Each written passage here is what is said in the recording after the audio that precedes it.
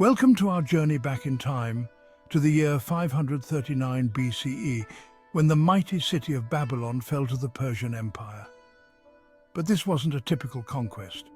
The people of Babylon welcomed the Persians into their city.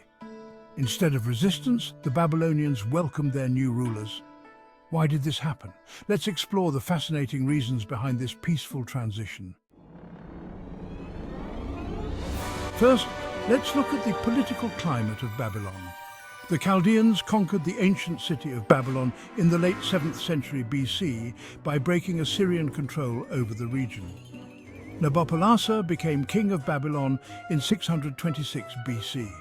Under his rule, the Chaldean era began, and Babylon was on its way to becoming an empire.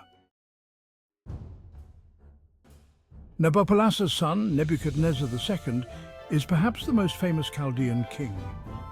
He ascended to the throne in 605 BCE and is renowned for his military conquests and monumental building projects.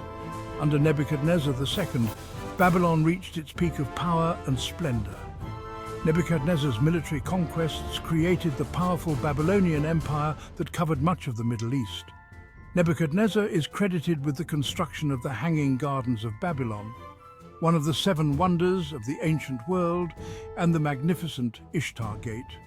Babylon became a center of learning and culture, attracting scholars, artists, and architects. The city was adorned with impressive structures, including temples, palaces, and walls, reflecting the wealth and power of the Neo-Babylonian Empire.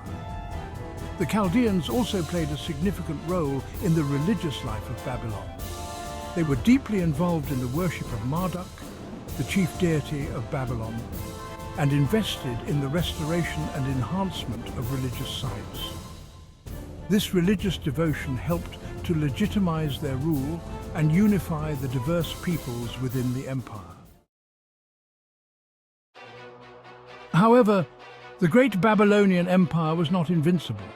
Forces were at work from within that would weaken Chaldean rule and open the door for the Persians. The citizens were experiencing economic hardship. The royalty was corrupt and demanded increasingly more to fund its indulgences. The king, Nabonidus, was absent much of the time and unpopular. In his absence, his corrupt son, Belshazzar. Belshazzar was as absent from ruling as his father. Rather than address the concerns of his people, Belshazzar indulged in all types of immoral behavior. This was the king who saw writing on the wall, and the prophet Daniel interpreted as "You have been weighed in the balance and found wanting. Tonight, the kingdom will be taken from you." One would think this would rouse Belshazzar's attention, but he was too drunk on alcohol and his own power to pay attention. Little did he know that at that moment, the Persians were outside the city wall, looking for a way to get inside the city.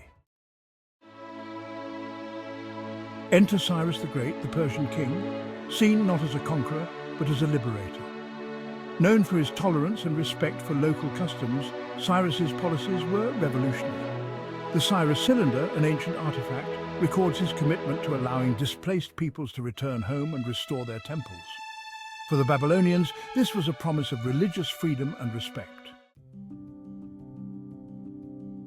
The Persian military strategy was also key. The city was taken without a battle, a stark contrast to the typical sieges of the time. This peaceful takeover minimized destruction and bloodshed, further endearing Cyrus to the Babylonian populace. The bloodless strategy worked because the people were tired of their corrupt rulers. The Persians were welcomed into the city as liberators from Chaldea corruption and inept leadership.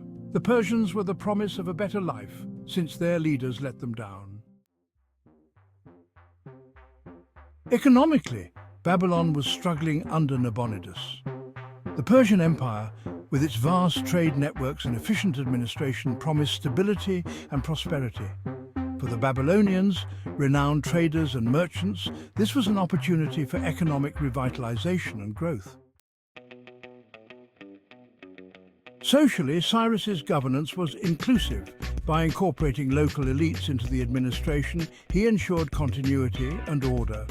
This pragmatic approach reassured the Babylonian nobility, who saw a chance to maintain their influence under Persian rule.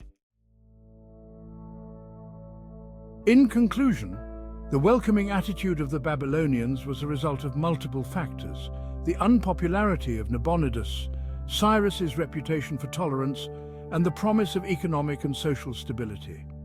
This event highlights the effectiveness of Cyrus's policies and the Persian Empire's strategic practice of expanding its influence through diplomacy and respect for cultural diversity.